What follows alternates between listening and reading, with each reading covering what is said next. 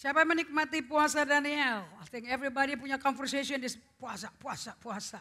Kita makan apa, habisnya makan apa? Siapa yang masih bergumul dengan menu-menu hari-harian? Angkat tangan tinggi-tinggi. Siapa yang udah enak makan pecel, makan sayur-sayuran? Siapa yang stres masaknya, bingung mau masak apa? Banyak orang bohong di sini ya. Memang kasihan Tuhan.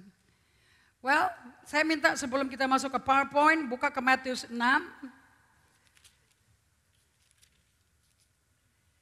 I love that song. Kalian suka lagu itu tadi? Yeah, that's from Chris Tomlin. Matius pasal 6.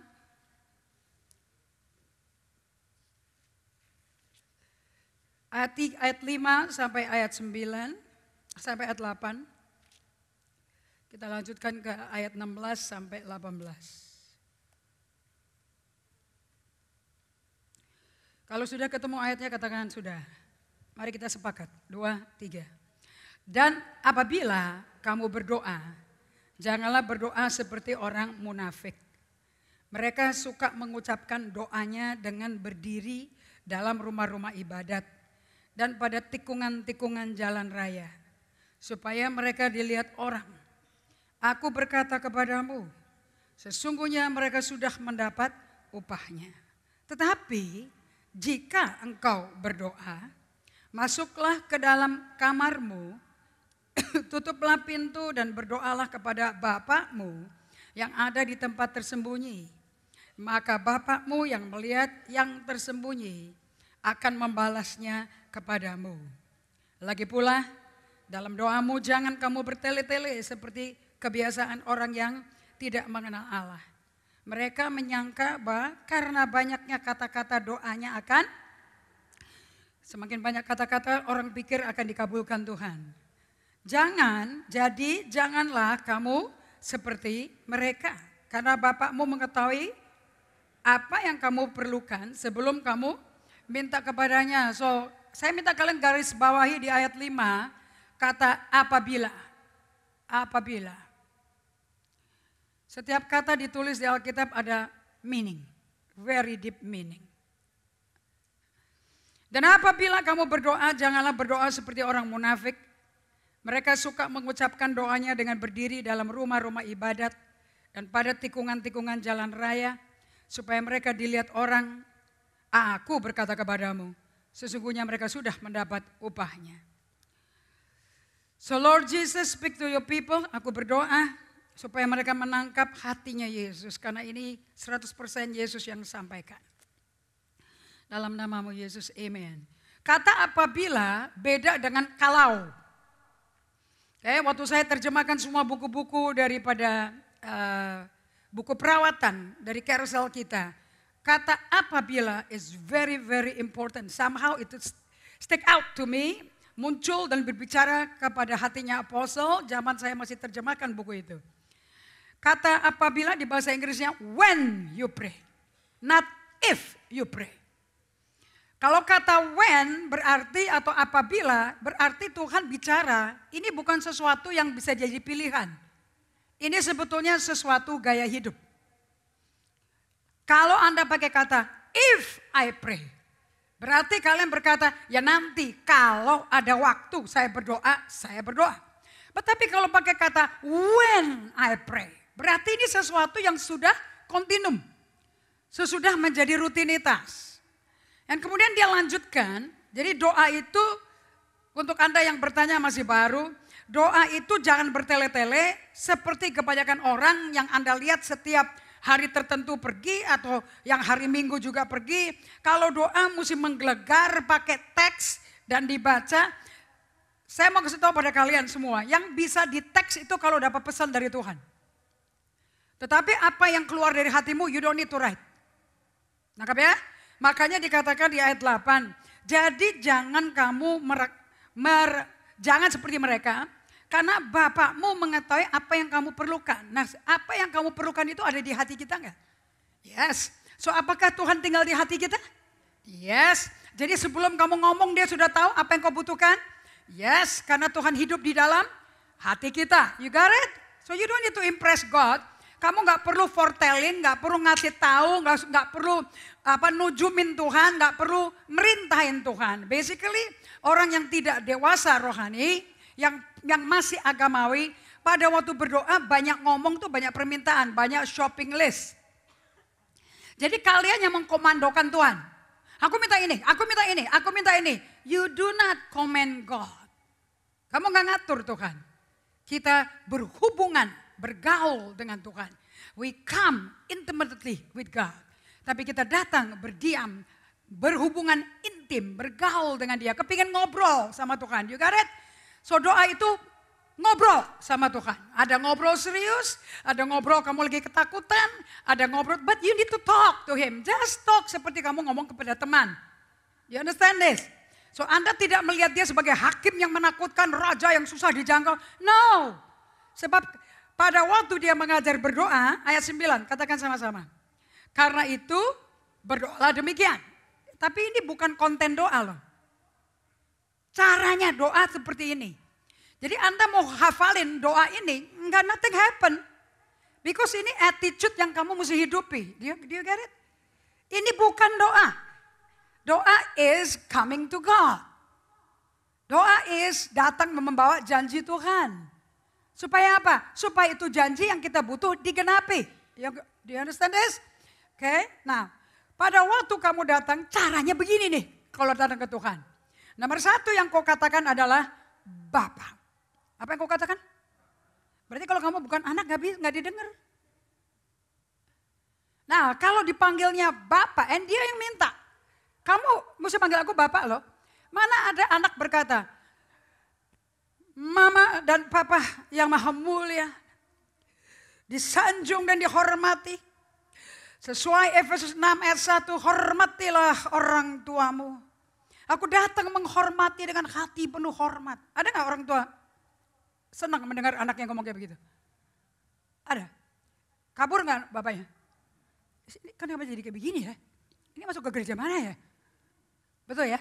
Maksudnya orang tuanya mulai ngecek sama Children Church bagian gereja anak. Lu ngajarin apa ke anak gue ya? Kok jadi hubungan gue jadi kaku kayak begini loh? Betul? Betul gak? Tapi kalau bapaknya juga agamawi seperti anaknya, kira-kira bapaknya ngomong apa? Dahsyat. Bener-bener ini gereja bagus sekali loh. Baru kali ini gue punya anak menyanjung gue loh. Bini gue aja kagak nyanjung. Ini anak bisa nyanjung loh. Hebat tuh gerejanya Ibu Indri tuh. Tapi maminya berkata, kenapa jadi begini anak lu ya? Emang kenapa? Lu aja gak pernah hormat gue. Ini anak hormat Kayaknya gak gitu deh hubungan kita sama bapak kita. So dengan kata lain, hanya kata pertama aja. Allah yang minta harus melihat aku, berhubungan dengan aku sebagai anak dan bapak. Dan anak dan bapak tidak kaku ngomongnya. Kecuali kau bapak tiri. Tapi biasanya sekalipun jadi bapak tiri sebelum jadi bapaknya tirinya tuh anaknya binimu, mestinya diterima dulu sama tuh anak baru bisa kawin loh. Betul gak? Masa langsung, mama udah cerai, mama mau kawin lagi. Peduli amat, lu setuju gak setuju, kawin. Ada gak orang tua kayak gitu? Atau orang tuanya yang cerai menjaga perasaan anaknya. Make sure anaknya terima papa barunya. Betul apa tidak? That will be time, season, butuh tahunan gitu. Dan sampai anaknya nggak terima, nggak akan dikawinin. Maminya juga takut. Jelas ya? Karena mami itu pasti menjaga perasaan anaknya. So di sini Yesus ngajarin, kamu kalau datang ke Bapakku. Jadi Yesus memberikan kita akses ya. Seperti aku bisa ke Bapakku, kamu juga bisa loh ke Bapakku. Bukankah itu luar biasa? Bukankah luar biasa? Jadi ini bukan sesuatu program. Melalui aku, sekarang kamu jadi anak Bapakku juga. Jadi kita bersaudara. Nangkap? Makanya di kitab Roma Paulus berkata, Yesus itu kakak sulung kita. Oke, kalau si kakak memanggil adik anak kedua, Dek, enggak apa-apa. Tapi kalau maminya manggil Dek, mesti adik-adiknya ngomong. Ya, apa? Apa kak? Betul loh? Ya harus kak dong. Apa kak? Kakak mau apa? Ya kurang ajar ya. Loh, kamu emang gak kita adik. Sekarang gua tanya lu kakak, kamu dibilang kurang ajar. Anggap gak nih? So hati-hati bagaimana mengadres, menyampaikan pesan ke orang terutama dalam keluarga. Bahkan ini pun diajarin di Alkitab. When you come to God, come as a father, He is your father, you are the child. Anda otomatis rendah hati karena kamu anak. Kecuali anaknya sudah biasa melihat bapak dan mamanya di rumah brutal-brutalan. Kalau istrinya bisa tonjok muka bapaknya dan bentak muka bapaknya di muka bapaknya di depan orang lain, anaknya kira-kira meniru enggak? Dengan leluasa dan senang sekali. Karena hati nuraninya belum terlatih. Jelas? So kalau ngomong ke papahmu, jangan bertele-tele. Orang ngomong ke papa, papanya juga ngerti. Sebelum anak minta, papa udah tahu anaknya butuh apa. Betul tidak? Pernah nggak kalau anak kalian sakit, terus anaknya berkata gini, Pak. Layaknya gue dibawa ke dokter lah, Pak. Dan aku minta ke rumah sakit RSCM. Karena badan gue banyak jendol-jendolan. Aku selidiki ya, Pak. Itu banyak dokter ahli kanker situ, Pak. Jadi Bapak mesti bawa saya ke dokter. Ada gak anak ngomong kayak gitu? Mana anak, mana bapak tuh? Gak logika kan? Right? So pada waktu kamu berdoa, you don't tell him off.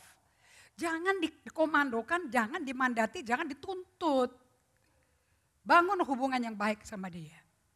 Do you understand this? Relationship is above ministry. Hubungan dengan sesama ditentukan hubunganmu dengan Tuhan. Your friendship akan ugly sama orang if your friendship dengan Tuhan is ugly atau non-existent. Gak ada. Kalian gak usah ngomong si Anu begini, si Anu gini. No, si Anu tidak ada hubungan sama Tuhan. Makanya si Anu perlakukan kamu seperti itu.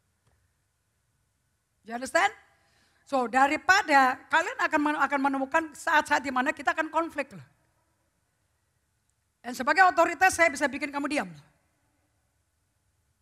As an authority.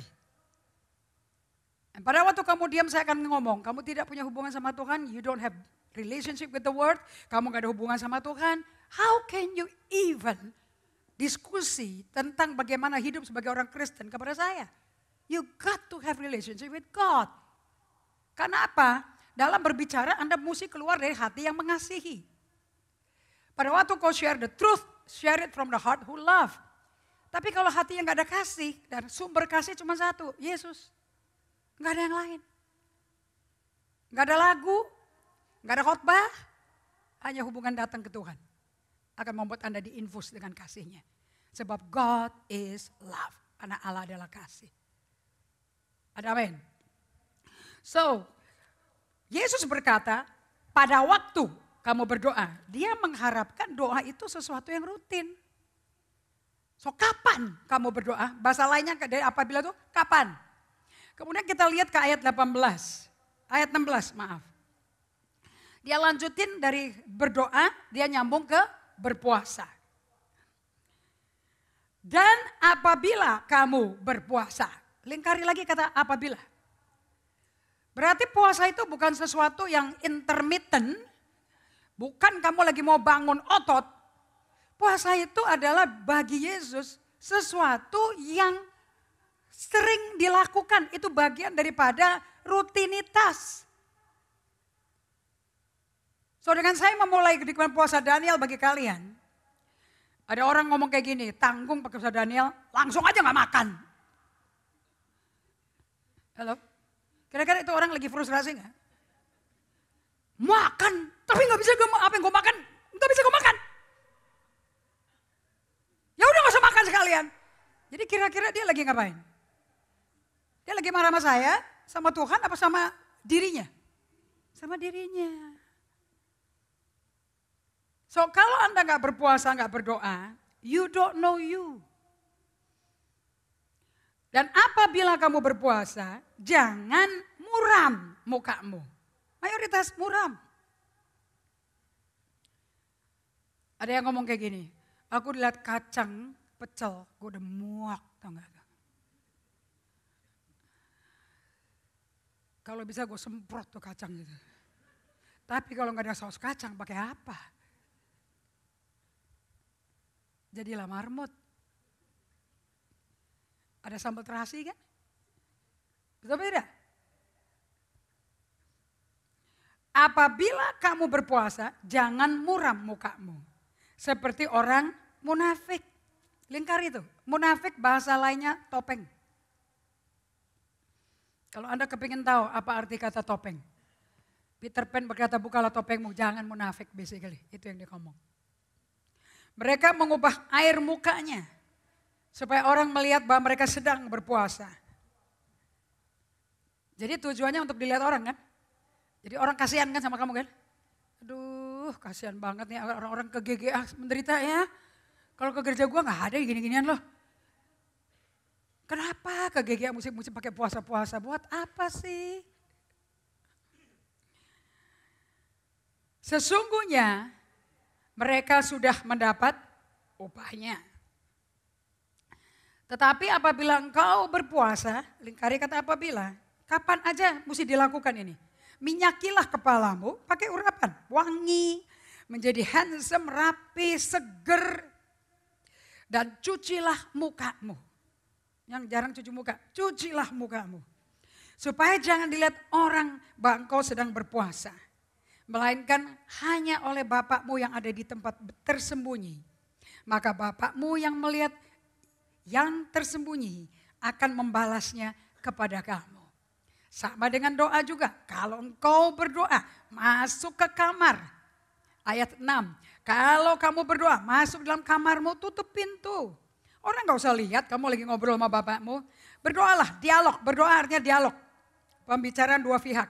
Kepada bapakmu yang ada di tempat tersembunyi. Jadi bapak kita di surga suka gak private talk? Ini namanya soul care. Bagian ayat 6 ini namanya self care and soul care. Maka bapakmu yang melihat yang tersembunyi akan memberi pada kamu. So sifatnya Allah kita itu private atau norak gitu loh. Apa? Suka muncul ke sosial media atau sukanya private? Jadi kalau kamu suka muncul di sosial media, kamu lagi ngapain? Ngomong sama kiri kanannya, topeng. Berarti kamu tidak lagi ngomong sama Allah Bapamu, kamu bukan orang yang tipe bergaul sama Bapa. Kamu orang yang mau bergaul dengan dunia. Untuk nyatakan apa yang bukan dirimu. Nangkap ya? Kenapa kok doa dan puasa digabung sama Tuhan? The next thing adalah cara mengumpulkan hartamu di bumi. Kenapa?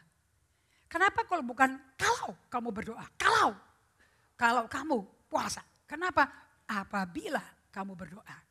Kata apabila artinya rutin, sering dilakukan. Hanya melalui doa dan puasa kamu rendah hati. Kalau tidak ada doa dan puasa, tidak rendah hati. Jadi gereja yang mengajarkan untuk doa saat ada masalah, ada yang sakit, ada yang bangkrut, itu namanya orang sombong.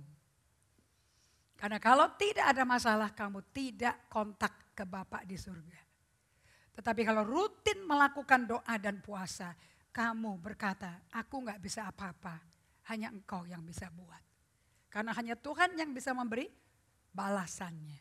Kalau bahasa Inggrisnya, only God can reward you. Bukan punish, reward. Dengan janji yang dia berikan pada kita.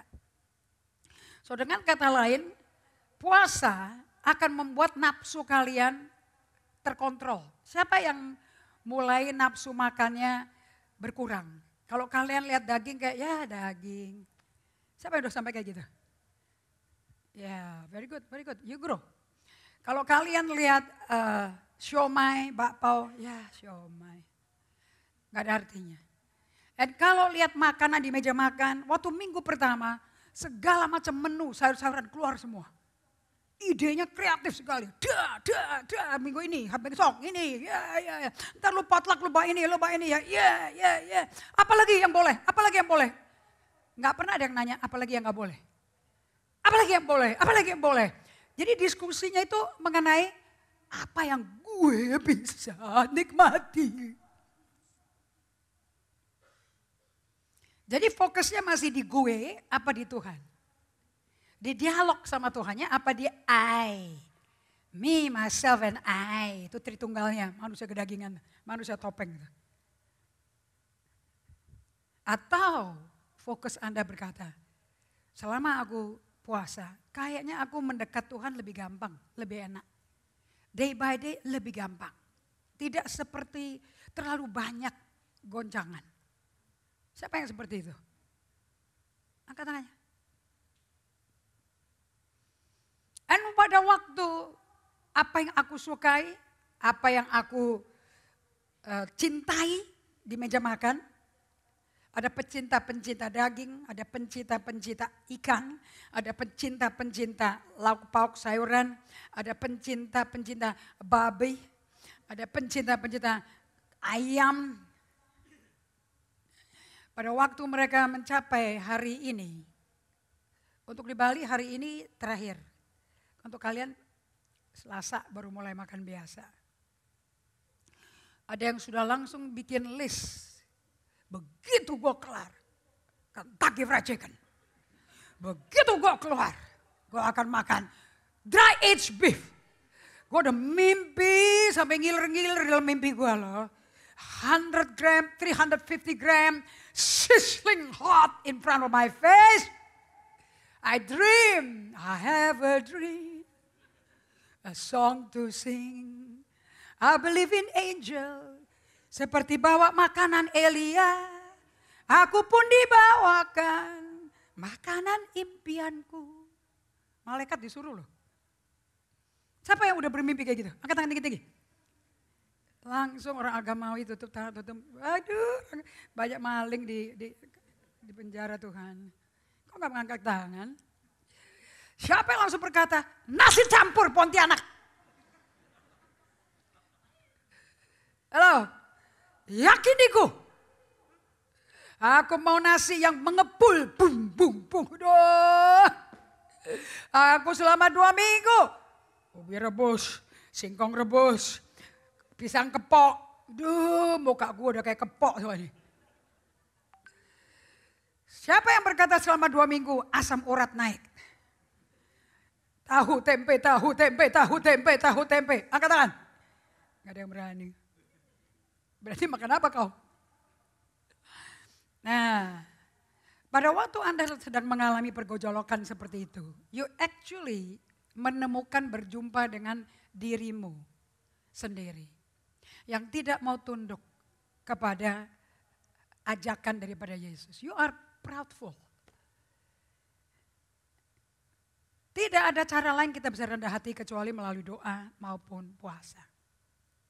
Dan puasa selalu digandeng sama doa. Gak bisa puasa sendiri, doa sendiri gak bisa.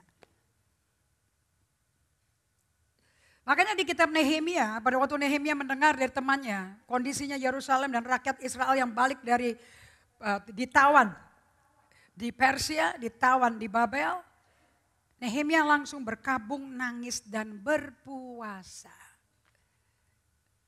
Kenapa kok Nehemia langsung menangis dan berpuasa? Dan dia berkabung berhari-hari. Sebab tidak ada janji Allah bisa digenapi. Tidak bisa mendengar suara Tuhan kalau kita tidak rendah hati. Satu-satunya pribadi di Alkitab yang menjadi contoh kita. Yang hilang posisinya, hilang statusnya, hilang bentuk wujudnya. Dan hilang tempatnya di surga adalah Lucifer. Kita buka sebentar ke Yesaya 14.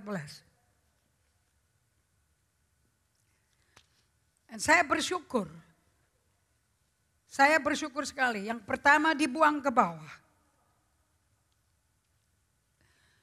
Oleh Allah dari surga ke bumi adalah malaikat loh. Bukan Adam loh. Karena Adam diciptakan dari penciptaan. Berapa Anda sadar bahwa Allah menciptakan Adam tidak dari bayi. Tapi langsung orang dewasa. Berapa Anda sadar itu? Langsung jedot orang dewasa. Langsung berjalan sama Tuhan. Dia gak melalui proses 9 bulan gestation, pembentukan zigot, fetus, menjadi manusia. Gak ada tuh 9 bulan. Dia gak tahu. Berapa dari Anda tahu bahwa istrinya Adam pun tidak pernah tahu bagaimana hamil. Sama sekali. Karena begitu dibikin dari rusuknya Adam langsung jadi orang dewasa. Langsung jatuh cinta. Kan bayi gak mungkin jatuh cinta kan? Anda pernah lihat gak di Instagram tuh? Ada bayi kembar tuh. Ngeliat-ngeliatan, nyot-nyotan, tarik-tarikan pasifainya, dotnya. Mereka gak kenal. Padahal itu satu darah atau daging loh. Satu papa mama. Satu telur, 2 baby. Jadi gak ada namanya falling in love. Bayi itu gak ada. Seperti gak ada baptisan selam dari bayi. Karena si bayi belum tahu dia orang berdosa. Dia belum bisa ngaku dosa. Betul ya? So langsung dewasa. Langsung seperti Allah. Langsung ngurus kebunnya Allah. Langsung dikasih mandat. So kita baca ayat 12. Di PowerPoint bisa keluar Yesaya 14 ayat 12. Bisa NIV, bisa King James. Keluar bahasa Inggrisnya, kita baca bahasa Indonesianya. Kalau datang ke ibadah bawa buku Alkitab ya, jangan pakai gadget. Wah, engkau sudah jatuh dari langit. Hai bintang timur, putra fajar. Bintang timur adalah Lucifer. Langsung tulis di situ, Lucifer. That's the real meaning. Di dalam bahasa Ibrani, the real meaning. Namanya malaikat penghulunya Tuhan. Ada 3 malaikat penghulu, Gabriel, Mikael, Lucifer. Maka Mikael dan Gabriel bolak-balik surga bumi. Lucifer tidak pernah. Dia selalu berdiri di depannya Allah Bapa. Langsung personal, butler, langsung what do you call it? Butler, servant yang hanya melayani Allah. Oke, jadi dia nggak tahu mengenai bumi kayak apa. Putra Fajar, engkau sudah dipecahkan dan jatuh ke bumi. So di bahasa Inggrisnya, pakai bahasa Inggris please. Ganti di layar please. Hai yang mengalahkan bangsa-bangsa. Engkau yang tadinya, lingkari kata tadinya. Lihat di Alkitabmu, jangan lihat ke layar. Ngapain lihat ke layar? Layar tidak menggambarkan Alkitabmu. Kalau Anda lihat ke layar, kamu nggak tahu bukanya Alkitab gimana. Kamu kaku. Kalau kamu pernah buka Alkitab sendiri, oh aku tahu Yesaya di sini. Oh aku tahu Yeremia di sini. Do you understand this? Engkau yang tadinya berkata di dalam hatimu. Jadi malaikat itu punya hati nggak? Oh yes. Engkau yang tadinya. Jadi aslinya dia di mana? Aku hendak naik ke langit. 5 kata aku hendak. Itu ego. Egonya setan. Dan pada waktu kamu berdoa dan berpuasa, kamu disuruh berdiam 2 menit. Pertama, ditutup dengan 2 menit terakhir, semua ego manusia keluar. Makanya tidak ada orang yang gampang sekali untuk berdiam diri. Kenapa? Egonya kamu, sok taunya kamu, sok suci, sok rohania kamu keluar semua. Engkau yang tadinya berkata dalam hatimu, aku hendak naik ke langit. Berarti dia di bawah dong. Aku hendak mendirikan tahtaku. Berarti dia gak punya tahta dong. Right? Maka tadi lagunya, all dominion, all powers, all position. Your name is above the dominion, position, principality, and power. Makanya pada waktu kalian menyanyikan, all dominion, and all the dominion, all the throne, all the powers, your name extend above them all. Itu power dominion itu kerajaan setan. Jadi jangan angkat tangan. Nama Yesus di atas semua. Penguasa, pemerintah, kuasa, roh-roh jahat di udara. Nama Yesus di atas semuanya itu. Soalnya Anda mesti tahu di mana lokasi setan. Dan bagaimana struktur pemerintahannya. Dan aku hendak mendirikan tahtaku. Berarti dia gak punya tahta. Berarti dulu dia punya tahta. Mengatasi bintang-bintangnya Allah. Bintang lambang daripada malaikatnya Allah. Oke. Balik ke 12 sebentar bahasa Inggrisnya. Go back to 12. How you have fallen from heaven, O star of the morning, light bringer, son of dawn. Saya minta King James please. King James, jangan pakai amplified. How art thou fallen from heaven, O Lucifer. Jadi kalau Anda bertanya Lucifer ada di mana? Ada di Alkitab. Tapi kalau kamu mau jadi murid Alkitab nggak bisa pakai Alkitab bahasa Indonesia tok. Mesti pakai Alkitab bahasa Indonesia boleh. Kamu korek aja di konkordansi akar katanya putra fajar itu apa? Di bahasa aslinya. Go to the konkordansi dong. Masuk ke dictionary Alkitab. Kalian kalau mau jadi kortim GGA, kortimnya kerajaan surga, kortimnya Kersel, make sure kamu punya konkordansi. Dan sekarang semuanya sudah online. Nomor 2, kalian mesti punya kamus Alkitab. Namanya Fine Unger penulisnya. And you can have all those book di online. You don't need to go and buy the book. Kalau bisa beli lebih bagus. Kamu bisa pergi ke Immanuel, ke Betania to get the book. Karena nggak bisa menerjemahkan pakai otak kita. Otak kita nggak ngerti otak kita itu dibuat oleh setan menjadi buta kok. Bukankah setan membutakan pikiran kita? Supaya kita nggak bisa melihat kerajaan Allah. Yes or no? Makanya kamu doa syafaat, right? Untuk oikos. Karena pikirannya dibutakan. Ingat nggak demonstrasinya? Pakai kain hitam dirantai. Do you understand that? Dan aku akan duduk di atas bukit pertemuan. Jauh di sebelah utara. Utara itu kotanya Tuhan. Every time Alkitab ngomong utara, selalu tahtanya Allah. Tidak. Makanya promosi bukan dari barat, dari timur, bukan dari utara, bukan dari selatan, dari utara. Karena di situ tempat Allah bertahta. So tulis di Alkitabmu, this is the throne of God. So si Lucifer mau nyingkirin Allah, kudeta pertama kali di surga. Jadi kalau ada kudeta di gereja, lumrah. Karena setan sukanya ada di gereja. Setan tidak suka di kuburan. Halo? Jangan percaya sama film. Setan tidak suka di kuburan. Setan sukanya di gereja. Makanya paling banyak orang agamawi di gereja. Penipu, penyesat, munafik. You got it? Ini kamu mesti tahu dari dirimu sendiri. Jangan dari orang lain. You need to know you. Oke? Susah. Bagaimana kamu lagi bangkrut, gak punya duit.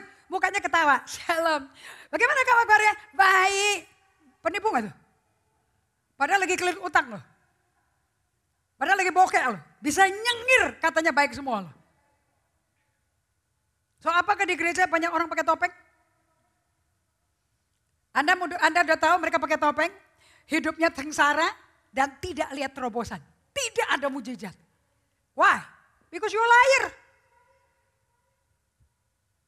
Karena kau penipu dan pendusta. Penipu dan pendusta gak ada iman. Hanya iman yang bisa membuat Tuhan melakukan mujizat. Hanya iman bikin kamu berkenan pada Allah. Ibrani 11 ayat 6. Tanpa iman kamu tidak berkenan sama Tuhan. You got it? So kalau Anda pura-pura semakin sengsara kamu. Sombong rohani. Udah tahu nggak ada duit. Kena penyakit lagi. Penyakitnya penyakit dalam semua lagi ya. Jantung lah, kolesterol lah, liver lah.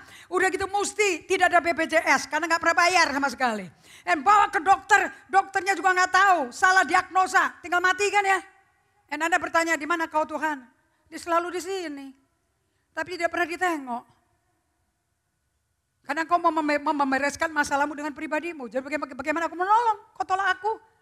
Aku papa, kamu gak panggil aku papa. Kau panggil aku hakim yang kejam. Ampuni aku. Kasihan gak kalau sampai anak tuh membuat kesalahan. Terus ketemu bapaknya, terus anaknya gini. Ampuni aku ya mama, ampuni aku. Kejam gak tuh? Bagaimana sebagai seorang mami? Aduh kok kayak gitu sih anakku sama aku? Aku dipandang apa ya sama anakku ya? Ngenes gak kamu? Ngenes dong. Sesalah-salahnya anak, masa sih orang tua sampai disungkem-sungkem, disujuti, dicium kakinya loh. Gak mungkin dong. You got it? Ayat 14. Aku hendak naik mengatasi ketinggian awan-awan, hendak menyamai yang tinggi. Ulangi lagi, hendak menyamai. Enggak dengar, biar si Lucifer dengar. Hendak menyamai. Lagi. Katakan lagi kata kerjanya. Hendak. Wah. Menyamai itu bahasa Inggrisnya itu identify myself as the most high God.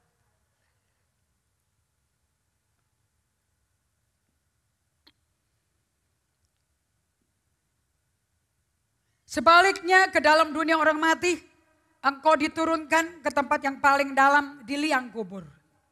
Orang-orang yang melihat engkau akan memperhatikan dan mengamati engkau. Kau jadi tontonan loh. Inilah dia yang telah membuat bumi gemetar. Dan yang telah membuat kerajaan-kerajaan bergoncang. Katakan sama-sama. Doa dan puasa bikin saya harus minta tolong sama Roh Kudus untuk tahan nafsu makan saya. Nomor satu pencobaan selalu appetite dulu. Selalu appetite. Yesus pertama kali di padang gurun yang dicobai appetite-nya juga. Karena setan tahu kok, dia udah gak makan gak minum 40 hari. Kalau engkau anak Allah, ubah batu jadi roti. Appetite nomor satu. Puasa Daniel is only appetite. Belum sampai kehendakmu, belum sampai pikiranmu, belum sampai pengetahuanmu. Belum, itu nanti 3 hari 3 malam. Itu nanti 40 hari 40 malam. Now is only appetite. Dan kalau appetite-mu aja tidak dapat diserahkan, dikontrol sama Tuhan. You don't allow it, kamu tidak izinkan Allah mengendalikan appetite-mu. Bagaimana kamu bisa berserah semua hidupmu? Bagaimana Roma 12 ayat 1 bisa dihidupi? Persembahkanlah tubuhmu sebagai persembahan yang hidup, ibadah yang sejati. Itu yang berkenan bagi Allah. Gak bisa. Roma 12 ayat 1 kalau engkau exercise puasa. Sama seperti doa, kita exercise otot emosi kita. Untuk diam, yang tidak ngatur-ngatur lagi hidup kamu. Untuk percaya pada Tuhan, berserah sama dengan trusting God. Apa yang dia sudah ngomong 66 buku pasti terjadi. Baik maupun buruk, penghakiman, penghukuman, pemurnian maupun berkat melimpah ruah material, same, dia akan kenapi. Oke, katakan sama-sama, kalau saya tidak merendahkan diri melalui doa maupun puasa, di mana nafsu saya tidak kontrol saya lagi, saya akan dipermalukan di muka umum. Karena awal kejatuhan adalah tinggi hati. Awal kehancuran adalah kesombongan. Simple as that. Nah, lihat ke Yakobus 4. Yakobus 4. Ayat yang ke-5 dan 6.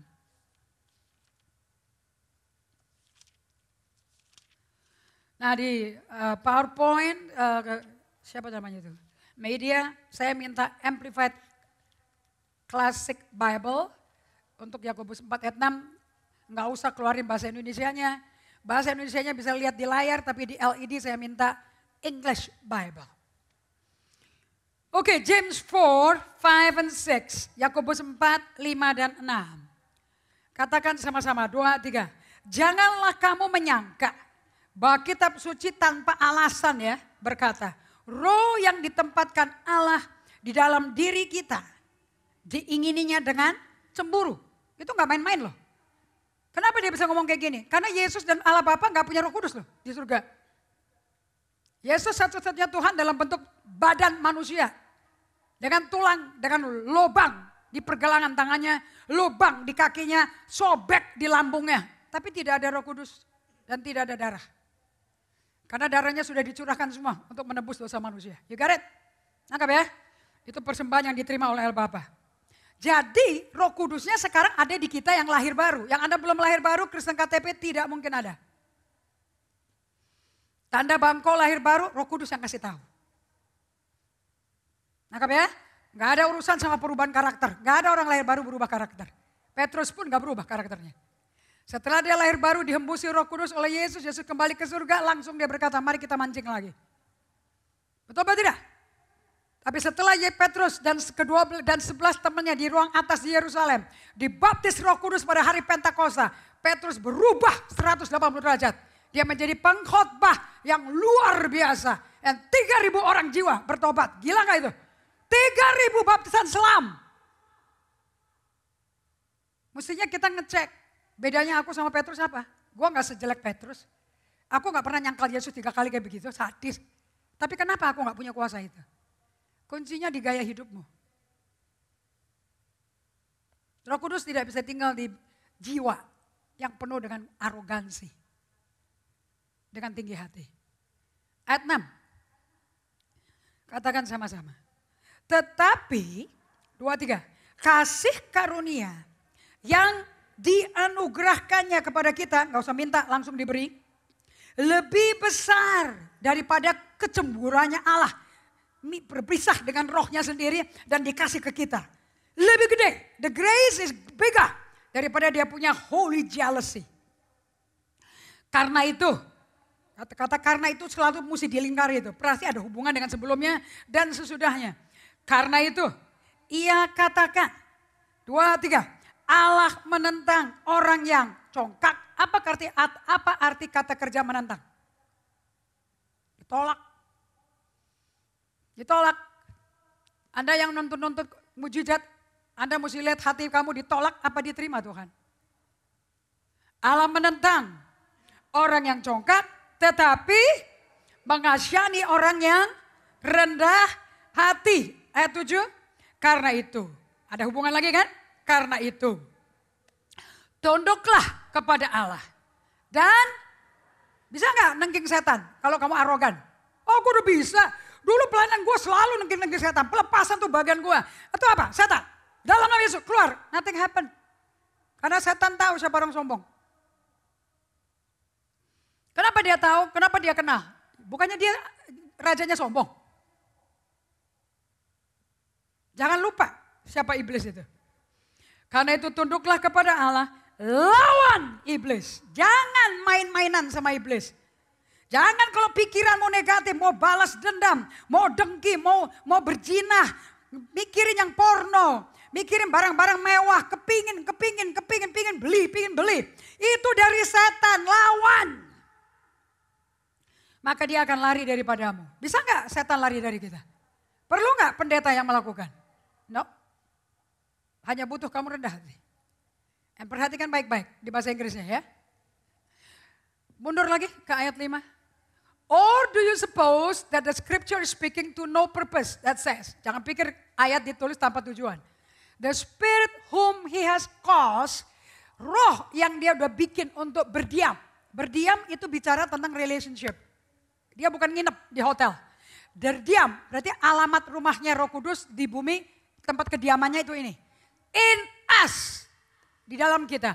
Yearns, mengingini, mengharapkan over us. Dia menginginkan menguasai kita. And he yearns for the spirit to be welcome with a jealous love. Dia rindu, Bapa Surgawi Yesus rindu, itu rohnya mohon disambut dong. Dengan cinta cemburu alias kalau sampai ada yang lain kamu cintai, kamu mestinya cemburu gak mau kehilangan Roh Kudus. Are you getting it? But he give us more and more grace. Bukan mengasihani. Beda sekali ini. But he give you more and more grace. Apa itu grace? Amazing grace. Apa itu grace? The power of the Holy Spirit. Kuasa kebangkitan Yesus dari mati adalah Roh Kudus. To meet this evil tendency and all others fully.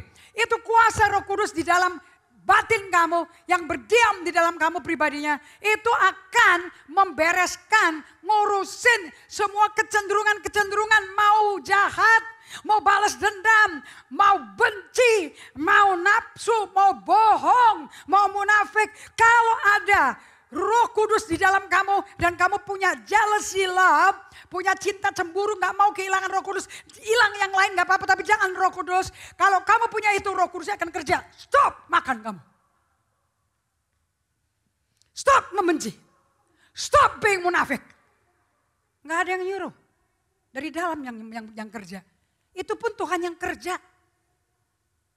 Gak ada suara-suaraan. Langsung dead mati. Tidak pakai suara. Makanya day by day is very important for you untuk datang ke Tuhan loh. Kalau enggak Tuhan enggak diizinkan waktu untuk kerja apa yang dia janjikan dia mau kerja. Jangan bikin day by day sebagai program supaya dilihat orang, munafik. Who are you trying to bully? Lakukan itu supaya more and more grace turun ke kita.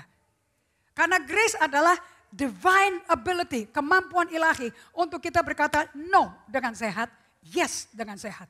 Tanpa takut nyenengin orang. Nanti kalau gue ngomong no nanti dia tersinggung gimana? Trust me, I'll prove it to you.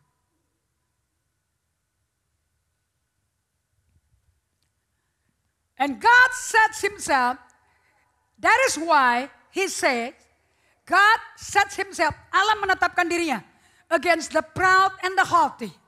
Proud itu sombong, haughty itu tinggi hati.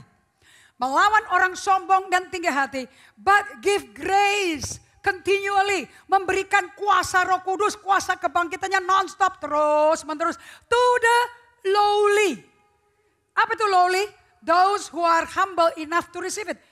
Butuh rendah hati ya untuk menerima apa yang Tuhan mau kasih ke kamu loh. Kalau Anda udah pejuang mati-matian untuk menghidupi keluargamu, untuk membela kasus kalian, silakan. Itu orang sombong. Jangan mimpi Tuhan akan lawat kamu. Jangan mimpi. Kamu akan melaratnya lama. Proses penderitaannya lama sekali. Kenapa? You are proud. Yang menghalangi kamu terima berkat Tuhan, pride. Gak ada yang lain. Jangan, don't blame the devil. Karena kamu jadi temannya setan hari itu. He give grace continually. Continue itu hanya continuum. Continuum itu non-stop. To the lowly, those who are humble enough to receive it. My God, untuk menerima pertolongan Tuhan butuh rendah hati loh. Bukan kayak Santa Claus, rebutan harta. Kayak gitu. You are humble enough. Yes Lord, I believe you. Orang yang mau menerima berkat Tuhan ngomong, ya Tuhan, aku percaya. You will do it. And I will receive it. So, ayat 7, be subject to God, resist the devil, stand firm against him. The battle belongs to the Lord. He will flee from you. Setan ninggalin kita sendiri kok, gak usah pusing-pusing. Tiap hari ikat tengking mau apa terus gitu loh. Nah di Yakobus 4 ayat yang ke-6 balik ke ayat 6. But he give us more and more grace. Saya lompat ya. That is why he say God himself against the proud and the haughty, but give grace to the lowly. Ayat 7, be subject to God. Coba pakai ke King James Version. Kita balik ke pakai bahasa Indonesianya. Ayat 6, karena itu ia katakan Allah menentang orang yang congkak tetapi mengasihani orang yang. Buka ke 1 Petrus 5, ayat yang sama, exactly the same. Jadi Rasul Yohanes sama Rasul Yakobus sama Petrus, ini orang dua-duanya keras. Pernah gak ingat Yakobus itu anak guru? Hah? Wih sombongnya gak keruan. Emaknya kan sombongnya gak keruan kan? Aliran emak-emak, ingat gak tuh? Datengin ke Yesus berkata, ntar ya kalau lu di surga, make sure anak gue kiri kanan si Yohanes sama Yakobus sebelah kananmu ya. Gila gak tuh? Ya, itu memang tali ketingnya udah mati kali itu. Saraf udah mati kali itu. Oke, King James Version di ayat 6.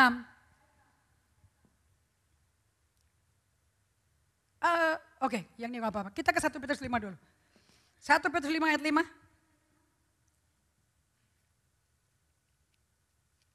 Demikian jugalah kamu, hai orang-orang muda, tunduklah kepada orang-orang tua. Dan kamu semua rendahkan dirimu seorang terhadap yang lain. Sebab Allah menentang orang yang congkak, tapi mengasihani orang yang. Ayat 6. 1 Petrus 5 ayat 6, 2, 3. Karena itu. Lingkari lagi. Karena itu. Berarti ada hubungan gak dengan sebelumnya? Karena itu. 2, 3, ulangi.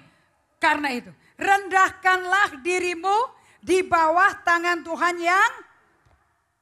Supaya kamu ditinggikan pada waktu. Nah, katakan sama-sama. Rendahkan dirimu.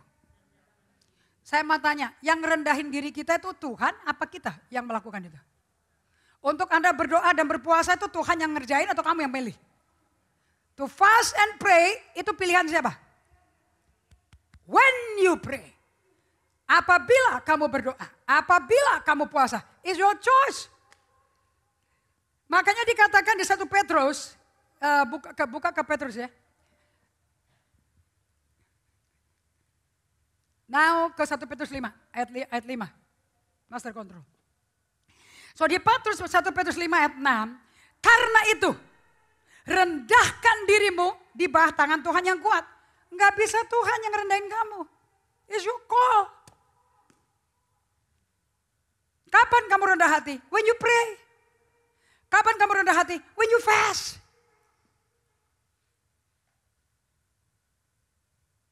Kamu pikir setelah puasa Daniel kelar, puasanya berhenti? No, it's a routine. Apalagi sekarang musim Lent, L-E-N-T, Prapaskah. Semua orang Katolik, semua orang Protestan Injili hari ini puasa 40 hari. Kenapa mereka puasa 40 hari? Untuk mengidentifikasikan dirinya bahwa penderitaan-penderitaan dalam hidupnya sebagai manusia di bumi itu telah ditanggung oleh penderitaannya Yesus. Karena ini adalah 40 hari paling sakit buat Yesus. Paling mengerikan.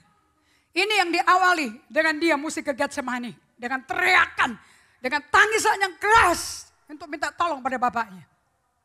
So, semua gereja saat ini di seluruh dunia are fasting 40 days.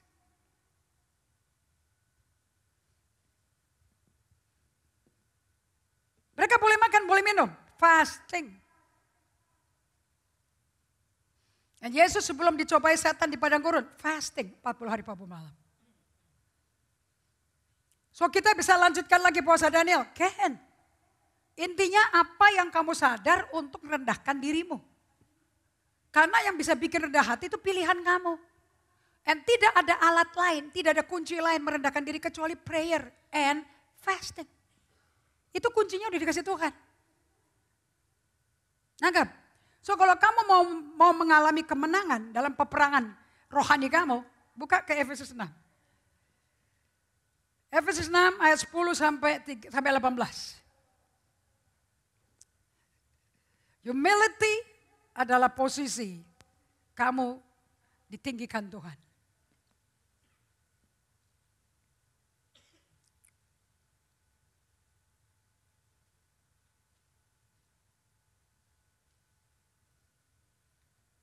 Sekarang saya turun tangan di dalam carousel untuk kenalan sama core timnya GGA.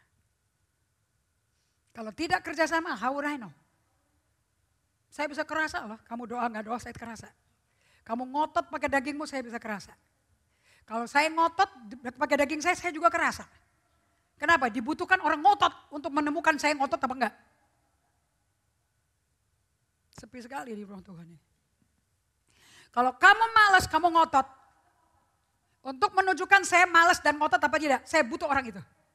Untuk menemukan Saul di Daud, dia mesti ketemu Saul. So jangan bilang, ini orang brengsek nih. Ini orang gak benar. No, yang brengsek kamu. Siapa kamu menghakimi? Siapa kamu kok bisa ngomong jadi saksi dusta tentang saudaramu? Emangnya kamu punya bukti dia brengsek? Kamu gak punya pengalaman main sama dia kok bisa bilang brengsek?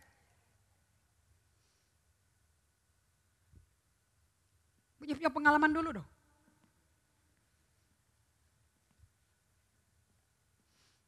Untuk Anda tinggal di GGA hanya butuh hubunganmu dengan Tuhan. That you can love people. Bisa mencintai orang yang salah sama kamu. Bisa mencintai dan mengampuni orang yang menyakiti kamu. You need God to do that, man. Berapa dari Anda tahu bahwa Yesus tidak pernah meminta kita untuk mendoakan orang yang baik sama kita? Angkat tangan dikit-dikit. Ada gak ayat? Doakan dia udah baik sama kita loh, dia udah nolong kita loh. Gak ada ayatnya. Doakan musuhmu. Doakan orang yang menyakiti kamu.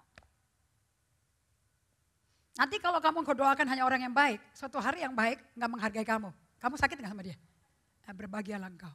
Toh ujung-ujungnya saling menyakiti, gak mungkin gak? Karena kita manusia daging semua, mana ada orang sempurna. Kalau saya udah sempurna kayak Yesus, men aku minta pulang men. Aku gak mau ketemu kamu. Nanti jatuh lagi dalam dosa. Makanya doanya Yesus yang diajarin apa? Jauhkan aku dari segala pencobaan. Kenapa? Komponen 99% kedagingan manusia dosa saya yang biasa dikontrol sama penguasa raja dunia ini masih ada. Pakai baju merek, pakai baju sarung, batik, opo meneh. Pokoknya di dalam bungkusan bajumu adalah manusia daging. Itu cawat-cawatnya kita tuh. You understand this? Efesus 6. So catat ya, rendah hati kuncinya cuma melalui doa dan puasa. Jadi kalau di dalam core team, ini kan core team ini kan semuanya kan saya ratakan jadi core team semua kan. Jadi kalau kamu merasa aku leader loh. Aku nih cocoknya jadi leader. Kamu tuh nggak ada apa-apanya. Dengar baik-baik. Justru waktu kamu ada komentar kayak gitu muncul. Bagus. Ih, gue sombong. Aku merendahkan temanku. Halo. Sepi sekali rumah Tuhan ini. Memang Tuhan sukanya sunyi sepi ya. Dia sukanya kita berdiam, betul atau tidak? Sampai kalau ditanya pun diam aja. Kenapa nampol? Oh Tuhan tolong. Mestinya kamu merosot di kursi maksudnya, ampuni aku Tuhan, gue baru tahu kalau gue sombong. Harus ketemu orang sombong untuk melihat sombongmu kayak apa. Kemarin ada bapak satu dari orang Bali, Pak Bagus. Udah lama dia gak ketemu saya. Terus dia bilang, dia datang ke depan, ketemu apostle. Kemarin saya pakai baju, pakai rok biru putih. Saya pertama kali pakai rok biru putih itu, saya haru berkata, wih bagus sekali apostle tumben pakai rok. Dan kemarin Pak Bagus muncul, gini loh kalau dandan, cantik, elegan, pakai jos terus. Eksekutif banget, buat relax. So saya dengerin atau saya lihat dia dengan mata setengah? Siapa lo? Kristen juga masih baru, kasih komentar lagi. Bisa ada timbul gak suara itu? Bisa dong. Yang tahu siapa? Yang ngomong apa diri sendiri? Oh betapa kau mesti jujur. Saya mau tutup ya, nanti Efesus 6 minggu depan. Betapa kita mesti jujur. Sampai Daud pun satu-satunya manusia yang pernah hidup di muka bumi. Dan Tuhan dengan gamblang berkata, I found a man after my own heart. Aku menemukan seorang yang hatinya berkenan padaku. Dan doanya dia seperti ini. Selidiki aku, lihat hatiku, apakah Yesus, Engkaulah dan yang nilai hidupku, tak ada yang tersembunyi bagimu. Itu doanya Daud di Mazmur 139 ayat terakhir. Mazmur yang paling panjang, kedua setelah 119. Mazmur yang berkata, kemana aku mesti pergi? Waktu aku tidur kau di situ, waktu aku masuk ke kelaman kau di situ, waktu aku bangun kau ada di situ. Dan dia berkata, selidiki aku, lihat hatiku, apakah sungguh mengasihi Yesus, kau yang maha tahu. Tutup matamu. Dan menilai hidupku, tak ada yang tersembunyi bagimu. Telah kulihat kebaikanmu yang tak pernah habis di hidupku. Ku berjuang Sampai akhirnya kau dapati aku tetap setia. Stop. Kapan kita terbukti sebagai Tuhan kita setia? Waktu kamu doa dan puasa, waktu kamu merendahkan diri. Dan yang paling sakit setelah doa dan puasa, jawabannya gak datang-datang. Semua itu akan membentuk iman rendah hatimu. Karena Tuhan lebih suka kerendahan hatimu daripada jawaban doanya. Jawaban doanya sudah terjamin. Karena apa yang keluar dari mulutnya dia gak bisa dibatalkan manusia. Tapi yang penting pada waktu kamu terima janji Allah digenapi. Karaktermu seperti apa? Sombong? Merasa Tuhan dekat sama saya? Orang lain tidak suci, tidak jadi doanya gak dijawab. Karakter itu yang Tuhan akan lihat. Bapa, aku berdoa di dalam nama Yesus. Aku berdoa bahwa peperangan rohani kita bukan melawan darah dan daging. Melawan roh-roh yang terus melawan pikiran kita. Sehingga kita sulit untuk merendahkan diri. Tunduk kepada Allah. Sehingga kita tidak bisa melawan iblis sampai dia lari. Tapi kita terus bergumul dengan pikiran yang mengerikan. Aku minta Bapa di dalam nama Yesus Kristus. Supaya hari ini kami memilih untuk memaklumkan doa hari-harian dan puasa kami sebagai alat, sebagai kunci. Kami hidup di bawah kasih karunia yang melimpah-limpah. Hidup dalam pertolongan Tuhan senantiasa. Karena Allah itu dekat, sungguh dekat pada kami. Kalau kita rendah hati. Dan iblis tidak bisa menang atas kami. Di dalam nama Yesus kami berdoa mengucap syukur.